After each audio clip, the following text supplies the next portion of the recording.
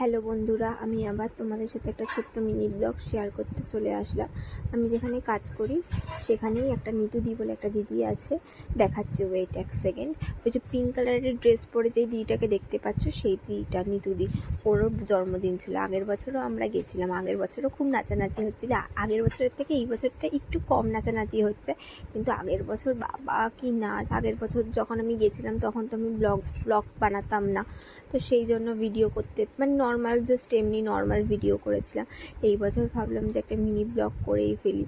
তারপরে যেহেতু দেখো আমাদের বাড়িতে আস্তে আস্তে অনেকটা রাত হয়ে যায়, আগেরবার 12টা বেজে গেছিলো, সেই জন্য আমি ফার্স্ট বাজেই খেতে বসে পড়েছি যেন 11টার মধ্যে বাড়ি ঢুকতে পারি।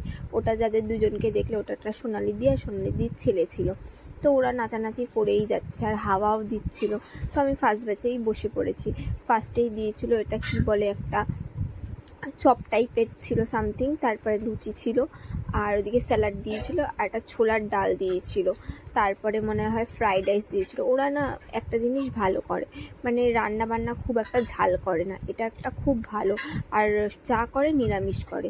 তো ফ্রাইড রাইস দিয়েছিল, তো আমরা আবার স্যালাড চাইলাম যেহেতু স্যালাডটা শেষ হয়ে গেছিলো।